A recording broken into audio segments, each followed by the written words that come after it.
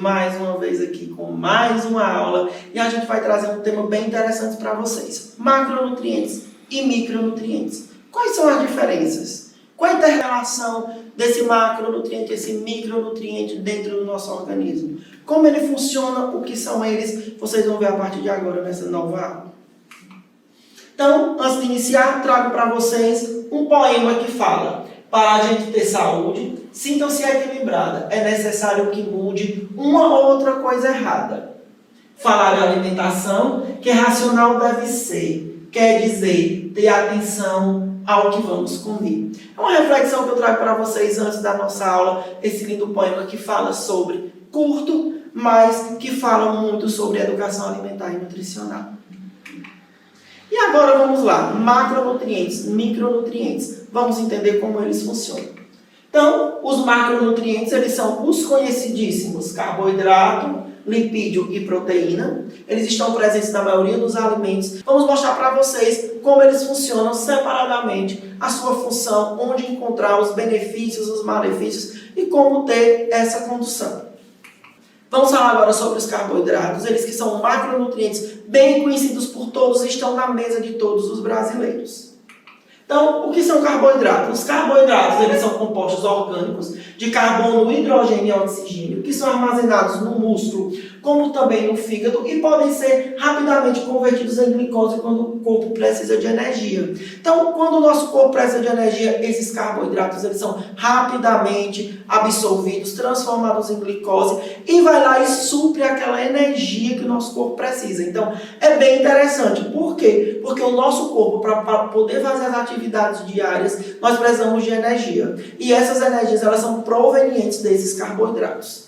E a classificação, eles são classificados de acordo com o número de unidades de açúcar, né, que formam as suas estruturas, ou seja, os monossacarídeos, disacarídeos e polissacarídeos. Monossacarídeos já está dizendo, mono, uma molécula, disacarídeo, duas moléculas, e polissacarídeo, várias moléculas de açúcar, onde formam os carboidratos. Quando a gente vai ver essa classificação bem detalhada para vocês, a gente observa que os monossacarídeos eles são o quê? São conhecidos como os açúcares simples. Eles são carboidratos que podem ser absorvidos no intestino delgado e logo já vai para a corrente sanguínea, avançando em direção ao fígado, onde são armazenados. São armazenados no fígado e jogados na corrente sanguínea assim que o nosso corpo precisa de energia. Com isso, quais são eles? Os mais comentados, os mais conhecidos. Nós temos a glicose, que é proveniente da ingestão do amido, que circula no sangue e é o combustível primário para as nossas células. Já a frutose, ela é encontrada no mel e também nas frutas. E quando a gente vai para a lactose, ela não é encontrada livre nos alimentos, mas ela é produzida pela digestão humana através da lactose, que é o açúcar do leite. E com isso é transformado em glicose quando o nosso corpo precisa. Então, a gente traz essas três classificações de monossacarídeos. Quando a gente vai para os disacarídeos, que são o quê? São formados por dois monossacarídeos, ou seja, dois monossacarídeos eles se juntam. Ao fato deles se juntarem, vai formar os disacarídeos. E, apesar de serem absorvidos esses carboidratos simples, eles precisam ser digeridos em monossacarídeos para o que o compõem. Ou seja, eles se formam em monossacarídeos. Os dois monossacarídeos se formam em disacarídeos. Para quê? Para formar a molécula de disacarídeos. Mas no ato da absorção, esses disacarídeos eles são quebrados em monossacarídeos para serem absorvidos no nosso organismo. Entre os mais comentados temos sacarose, que é a junção da glicose com a frutose. Então, no nosso organismo, quando a glicose ela se junta com a frutose, ela forma a sacarose, que é o açúcar comum de mesa. Ele é feito comercialmente do açúcar da cana. Quando a gente vai para a lactose nada mais é do que a junção da glicose com a galactose, que forma esse disacarídeo. E a maltose é quando a glicose se junta com a glicose. Então, glicose com glicose vai se tornar a maltose. Com isso, é o açúcar encontrado nos grãos, onde são germinados. E assim é um carboidrato desejável na dieta, porque ele é altamente metabólico. como também é um produto intermediário da digestão do amido. Então, nós temos esses 3 tipos de disacarídeos. Lembrando que o disacarídeo é a junção de 2 moléculas de monossacarídeo. Quando a gente vai para os polissacarídeos, nada mais é do que a junção de várias moléculas de monossacarídeo. Com isso, nós temos, eles são formados por moléculas maiores e mais complexas, e esses carboidratos, ele contém muitas unidades de açúcar. Com isso, nós temos o quê? O amido, ele é encontrado parcialmente nos vegetais, sendo mais abundante nos grãos, legumes e vegetais, e também ele produz somente a glicose na ingestão.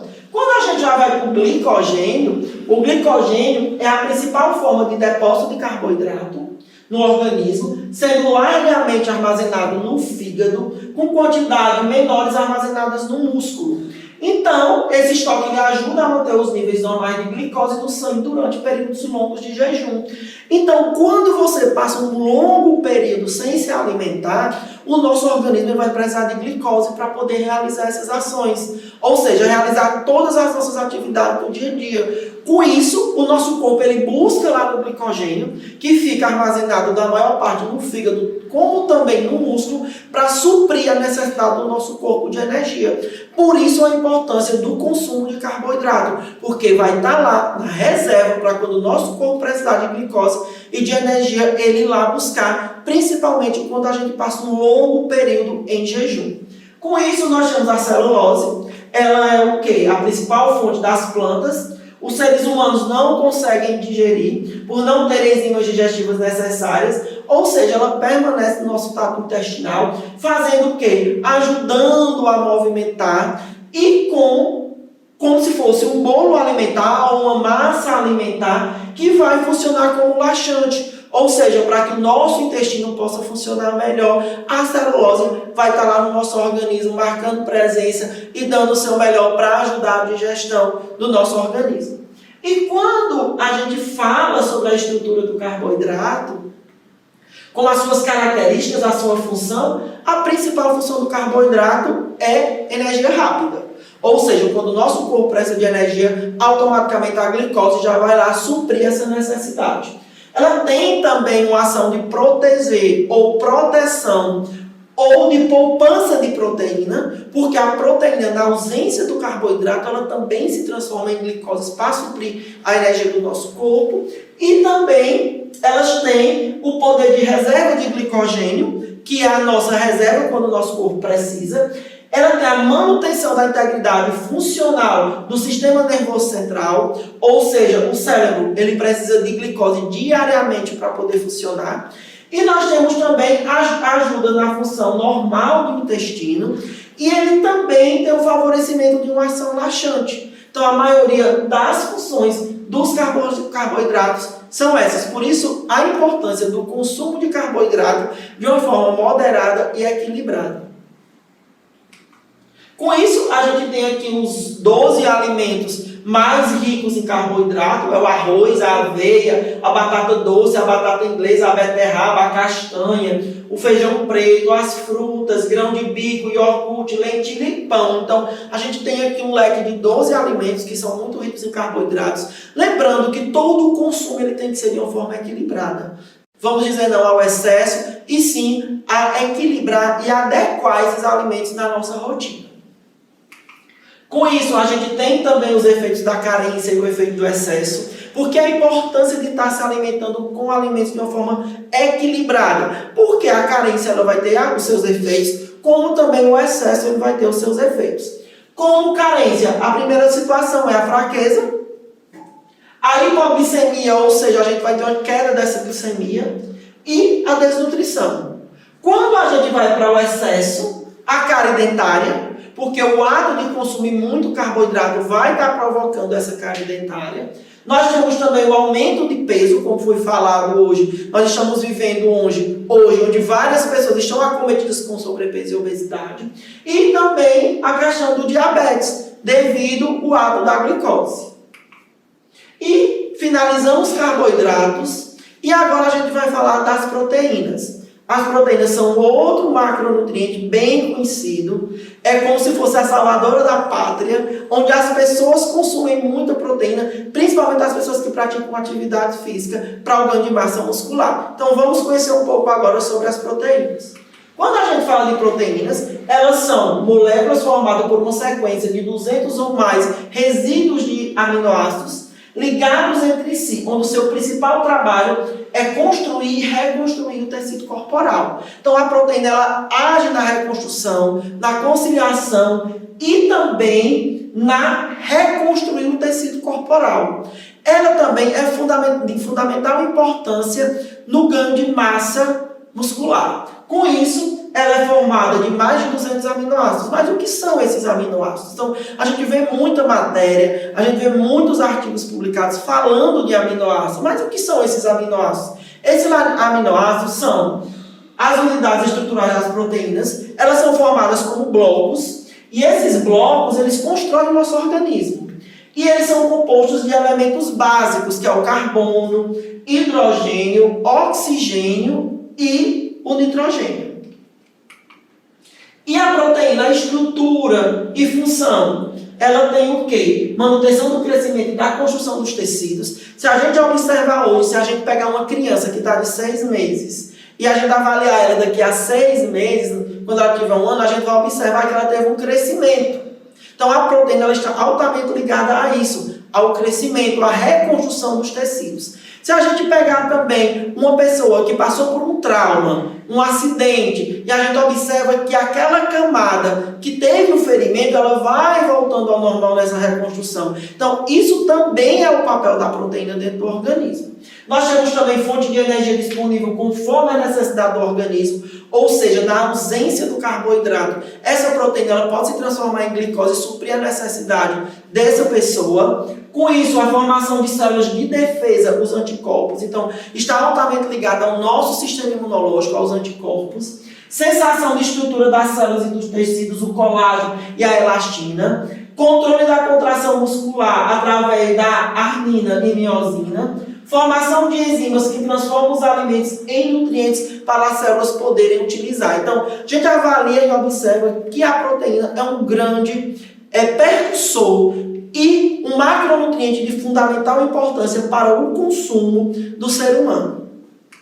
E com isso, onde é que está essa proteína? Então, se a gente observar, a pele ela contém proteína, o cabelo é formado por proteína, as fibras nervosas são envolvidas por proteína, as enzimas amilase é uma proteína da saliva, o hormônio insulina é uma proteína fabricada pelo pâncreas, a hemoglobina no sangue é uma proteína, as fibras musculares são formadas por proteína, as unhas são formadas por proteínas, os tendões que unem os músculos dos ossos também são proteínas. Então, se a gente pegar e poder observar, a proteína está presente em todo o nosso corpo. Por isso, a importância desse consumo de proteína. Lembrando que sempre no equilíbrio, porque a deficiência com o excesso, o nosso corpo também vai sentir esses efeitos. E nós temos algumas proteínas vegetais, como as proteínas animais, também que são bem conhecidas por todos. E o efeito de carência do excesso de proteína. A carência, fraqueza, anemia, desnutrição e diminuição da resistência contra doenças. Então, quando está em excesso, nós vamos ter uma sobrecarga renal. Então, podendo a pessoa ela cometer ou até problemas renais. Vamos ter a maior produção de amônio, que é um efeito tóxico sobre o nosso organismo, doenças cardiovasculares e um maior estresse oxidativo. Então, esses são os efeitos do excesso e da carência da proteína no nosso organismo. Vamos para os lipídios. Os lipídios, eles são conhecidos como os vilões, né? A gente sempre tem esse receio do consumo da gordura, mas o lipídio ele tem um papel fundamental dentro do nosso organismo. Eles são macronutrientes que são de fundamental importância para que a gente possa realizar diversas atividades e o nosso corpo manter saudável. É estranho dizer isso porque na maioria das vezes a gente vê o lipídio como aquele vilão em todas as partes, mas vamos conhecer um pouco dos lipídios e ver a importância dele no nosso organismo.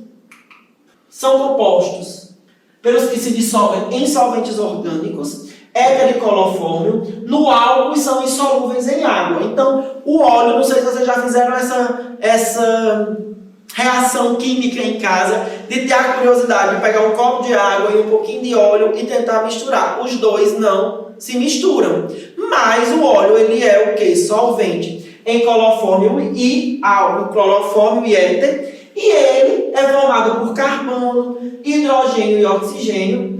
E ele forma o dobro maior de calorias do que o carboidrato e do que a proteína. Por isso que o cuidado com o consumo de óleo, de lipídios, eles têm que ser observados, porque eles têm um valor maior, ou seja, mais do que o dobro de calorias quanto aos alimentos, comparado com o carboidrato e a proteína. Exemplo, o lipídio hoje ele tem 9 quilocalorias em 1 grama. Já o carboidrato e a proteína, eles têm 4 calorias por grama no alimento. Então, se a gente for olhar, o lipídio ele tem mais do dobro de calorias. Por isso que a gente tem que ter cuidado com o consumo do lipídio. Mas lembrando que nós temos também alguns lipídios que são bons para o nosso organismo. Como eu sempre venho falando aqui, vamos evitar o excesso, né? Vamos trabalhar e lutar para a gente manter esse equilíbrio dentro da nossa alimentação. E quais são essas funções do lipídio? Dão sabor aos alimentos e realçam o seu odor. Ele fornece a maior quantidade de calorias. Facilita o transporte das vitaminas lipossolúveis, ou seja, ele está ligado com esse transporte das vitaminas A, D, E e K. Eles dão suporte e proteção aos órgãos internos, por isso a importância do consumo desses lipídios. E auxilia na regulação da temperatura corporal. Então, ele tem um poder fundamental na regulação da nossa temperatura. Com isso, vem essa importância desse consumo de uma forma moderada dos lipídios. E lubrificam os tecidos corporais. O transporte dos lipídios. Como é que acontece esse transporte? Nós temos 3 tipos. Eu costumo dizer que ele é bem conhecido de todos. Eu creio que todo mundo aqui já fez aquele exame de colesterol e tinha lá VLDL, LDL, HDL. Então, como é que eles funcionam? Então, o VLDL ele é uma lipoproteína de densidade muito baixa. Então, como ela é uma densidade muito baixa, ele não vai ter um efeito tão prejudicial ao nosso organismo. Mas ele transporta os lipídios sintetizados no fígado para os tecidos corporais. E com isso, quanto a sua concentração é alta, aumenta o risco de doenças cardiovasculares. Mas ao comparar com o LDL e o HDL, a gente vai entender um pouco melhor agora sobre a diferença dos dois. Ele já é bem conhecido de todos, acho que todos já ouviram falar. Eles são conhecidos como o colesterol bom e o colesterol ruim, né? Então nós vamos entender como é que eles funcionam. O HDL, lipoproteína de baixa densidade, ele é responsável pelo transporte do colesterol do fígado para os tecidos. Ele é denominado colesterol ruim. É um fator importante para o desenvolvimento das doenças cardiovasculares. Mas por que ele é considerado ruim? Porque quando essa lipoproteína ela sai do fígado e vai para os tecidos, durante o seu percurso, ele vai se instalando nas cavidades das artérias e das veias. Então, quando ele vai se instalando, ele vai montando uma parede ao redor das camadas. Com isso, vai fazendo com que possa chegar que ele fique tão elevado que vai fechar. Fechando, irá ter um problema cardiovascular. E por que o HDL é considerado bom? Porque o HDL ele faz o trabalho inverso, o percurso inverso. Então, ele sai dos tecidos e vai para o fígado. E lá, ele é o quê? Degradado. Mas nesse percurso, ele vai limpando as paredes, as camadas. Então, por isso que ele é denominado bom. Porque quando ele está alto, ele diminui o risco de doenças cardiovasculares. Porque ele vai limpando. Enquanto o HDL vai se instalando e provocando essa instalação dentro das veias das artérias, o HDL ele vai limpando toda essa situação. Com isso, ele é considerado o colesterol bom. E nós temos aqui alguns níveis de colesterol, né? Colesterol normal, como é que acontece? Então, ele está aqui, ele vai se instalando dessa forma E quando o colesterol HDL ele está muito elevado, ele vai ter essa camada toda cheia de gordura. Então, com isso, nós vamos ter o quê? A presença do HDL, que é o colesterol bom, que vai passar e vai estar limpando tudo isso para que a pessoa não tenha problema de doenças cardiovasculares. E quais são os efeitos de carência e de excesso nos lipídios? Primeiro, a carência ela vai fazer o quê? A perda de peso. Por quê? Porque ele tem um número muito grande de calorias. Dificuldade da absorção das vitaminas A, D, E e K. Como a gente falou, ele facilita o transporte dessas vitaminas. Então, se eu não tenho lipídios, como é que eu vou ter esse transporte? E lesões do sistema nervoso central. Já o seu excesso, doenças cardiovasculares, obesidade e aumento do nível de colesterol. Então, mais uma vez, a gente traz em foco a questão de quê? A questão do equilíbrio. Com esse equilíbrio, alimentar, comer-se de todos os alimentos, mas de uma forma correta e equilibrada, nas porções corretas. E as gorduras, a gente traz aqui também para vocês algumas gorduras boas e algumas gorduras ruins. Então, se vocês observarem pela imagem, nós vamos ter, dentro do nosso cotidiano, vários alimentos que são considerados como gorduras ruins e outros como gorduras boas. Então, a gente traz aí para vocês essa diferença e trazendo essas imagens que mostram do nosso cotidiano como isso acontece.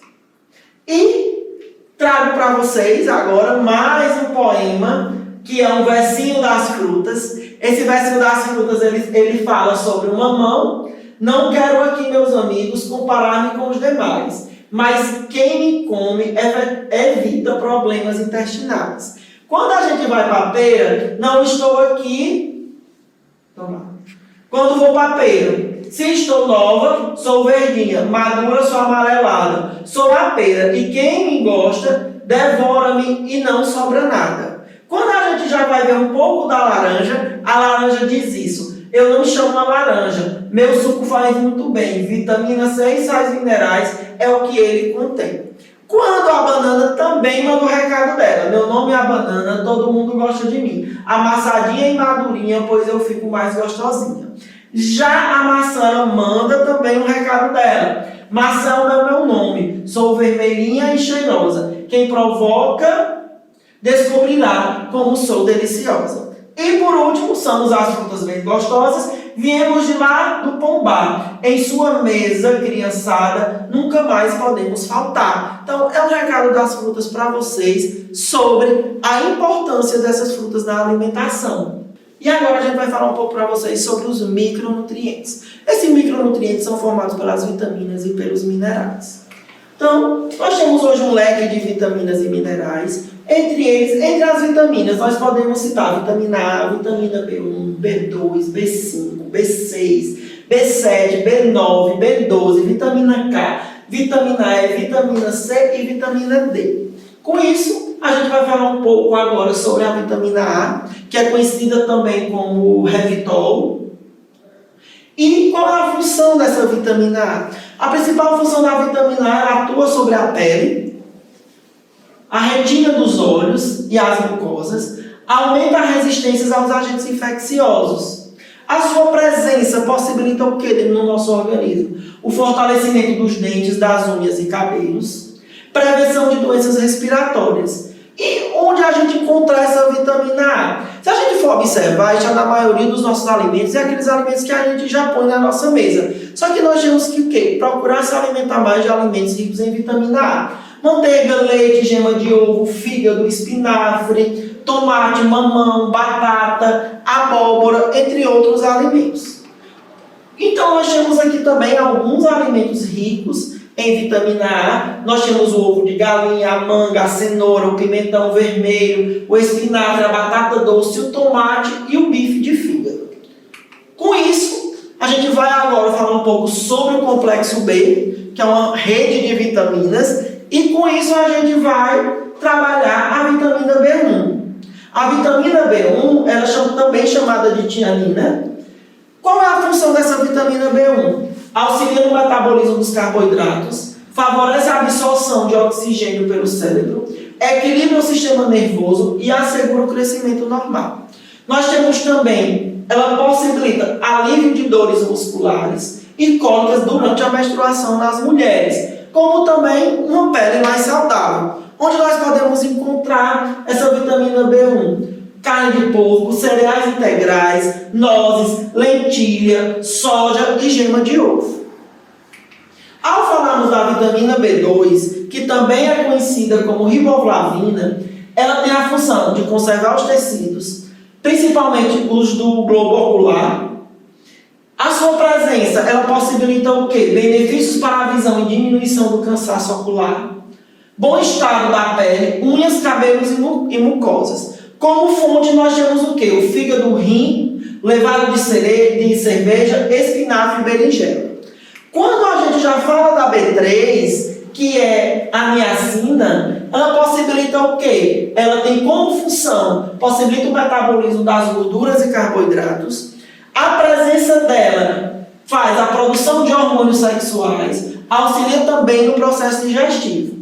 E as fontes? Fígado, rins, coração, ovo, cereais integrais. Se vocês observarem, a maioria desses alimentos já faz parte da nossa cultura alimentar. Então é de fundamental importância que a gente possa trabalhar com esses nossos alunos em sala de aula a importância dessas vitaminas, o benefício que essas vitaminas vão ter para eles e que eles também sejam agentes da troca de conhecimento e da expansão desse curso que vocês estão tendo. Nós temos a vitamina B5, que é o ácido pantotênico. Ele auxilia o metabolismo no geral. A sua presença possibilita a prevenção da fadiga. Nós temos também a produção do colesterol, de gorduras e glóbulos vermelhos. Nós temos também as fontes, fígados, rins, carnes, gema de ovo, brócolis, trigo integral e batata.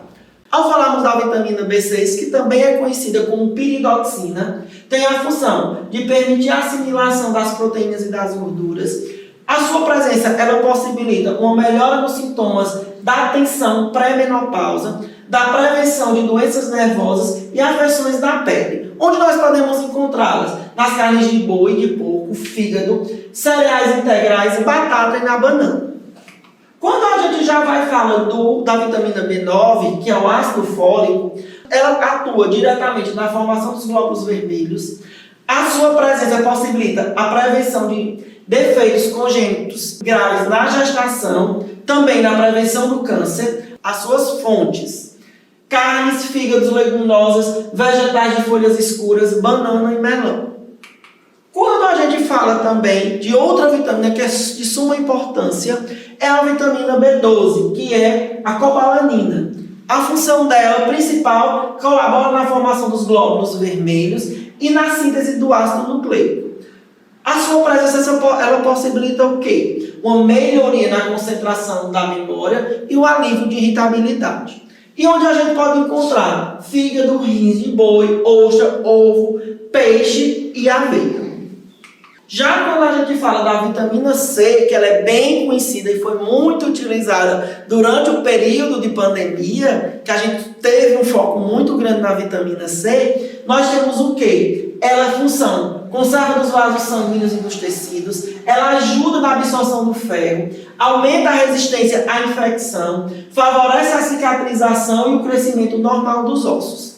E ela é presente no nosso organismo. Ela produz produção de colágeno, redução do efeito de substâncias que causam alergia e elas previnem resfriado, ou seja, previne a gripe. Com isso, as fontes: limão, laranja, abacaxi, mamão, goiaba, caju, alface, agrião, tomate, cenoura, pimentão e espinafre, entre outros alimentos. Então, quando a gente traz à tona também a vitamina D, que também ela tem uma função de fixar o cálcio e o fósforo nos dentes e nos ossos, ela tem também uma importância para a criança, para as gestantes e também para as mães que estão amamentando.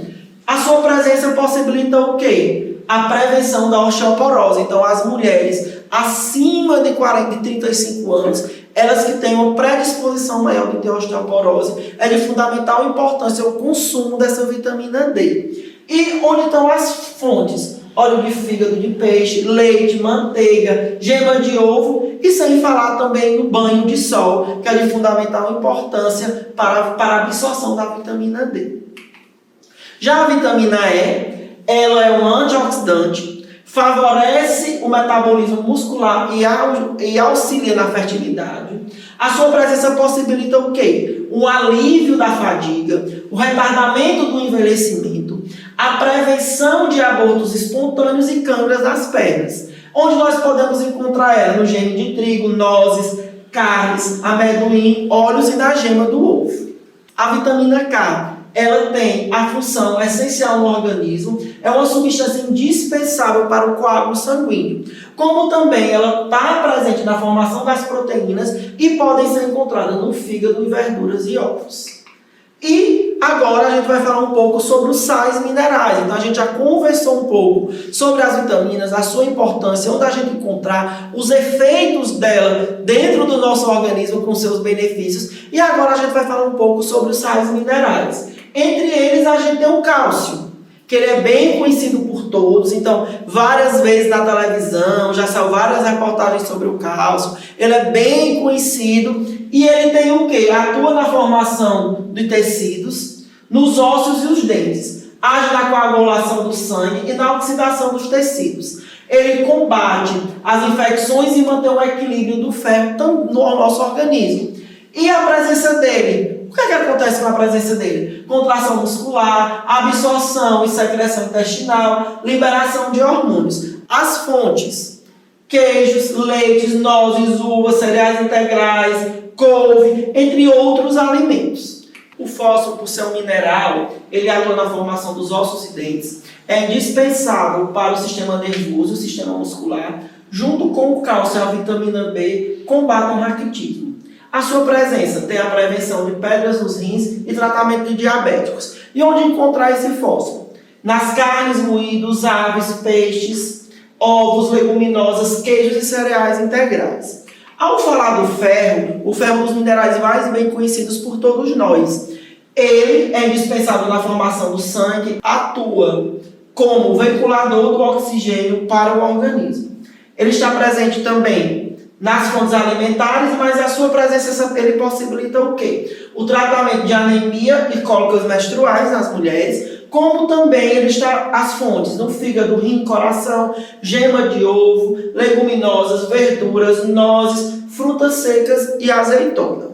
E ao falar do zinco, o zinco ele atua no controle cerebral dos músculos, ele ajuda na respiração dos tecidos, participa do metabolismo das proteínas e carboidratos. Ele também, a sua presença possibilita o crescimento e desenvolvimento sexual, formação da insulina, alívio de alergias, estímulos para a formação de anticorpos.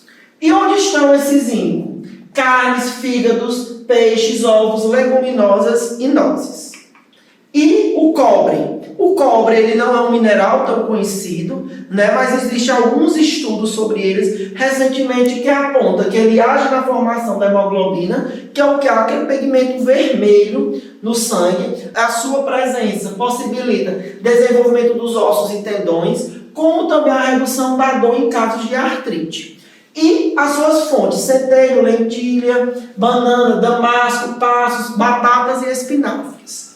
E quando a gente fala do magnésio, o magnésio ele atua na formação dos tecidos, dos ossos e dentes, ajuda a metabolizar os carboidratos. Ele tem também um controle sobre a estabilidade neuromuscular. A sua presença está relacionada com a contração e relaxamento muscular e também transporte de oxigênio. E as fontes: as frutas cítricas, leguminosas, gema de ovo, salsinha, espinafre, cebola, tomate também está presente no mel.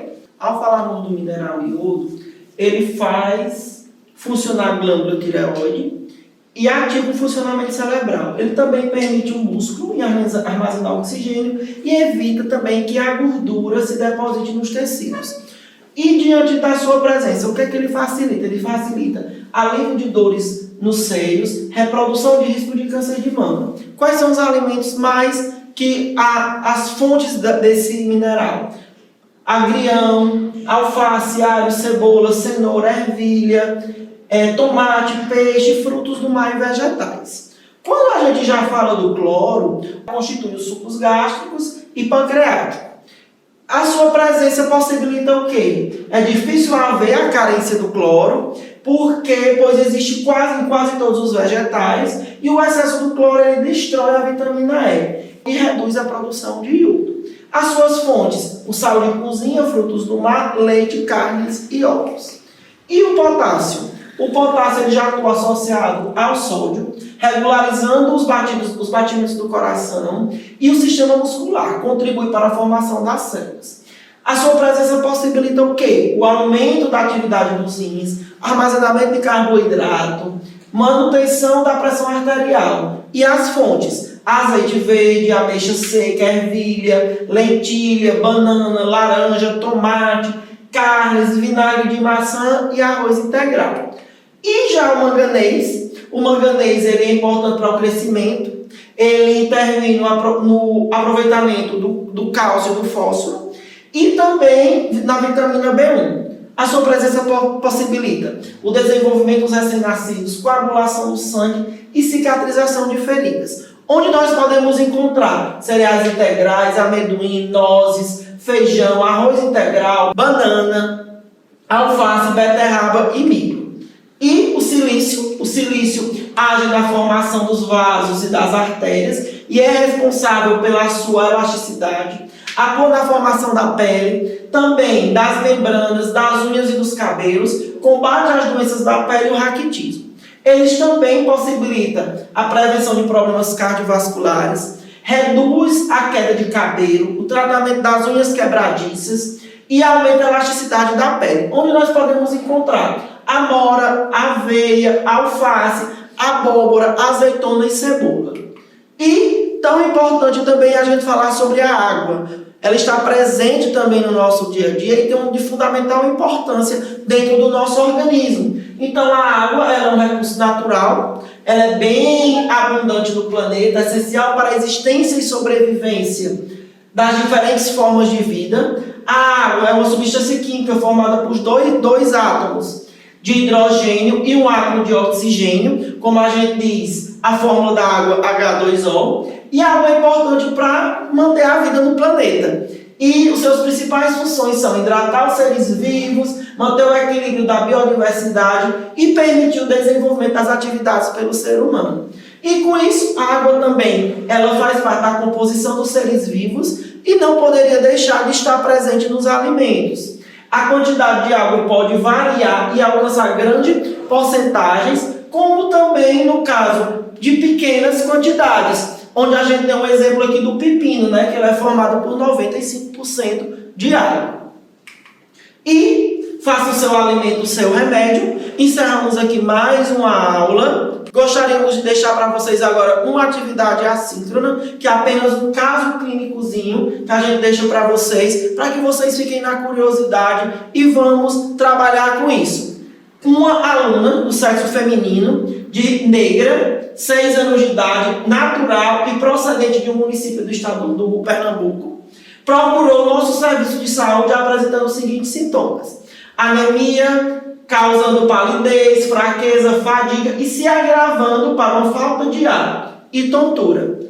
Essa paciente está com deficiência de qual vitamina? Então, esse caso eu deixo para vocês pensarem, refletirem, analisarem sobre a nossa aula de hoje. E com isso, a gente tem a interação com a língua portuguesa. Vamos ver como é que a gente pode trabalhar tudo isso na sua sala de aula, interagindo com a língua portuguesa. Primeira coisa, eu posso fazer uma amostra de alimentos, ou seja, dividir os grupos na sala de aula e esses grupos trazer esses alimentos ricos nas vitaminas e também nos minerais, como também nos nossos macronutrientes, carboidratos, lipídios e proteínas, e fazer aquele debate em sala de aula, onde cada um vai apresentar sobre o alimento que trouxe e intercalar falando da sua composição, dos seus benefícios para a saúde. Outra forma também é os seminários. A gente dividir a equipe nas salas e essas equipes também trabalhar essa temática.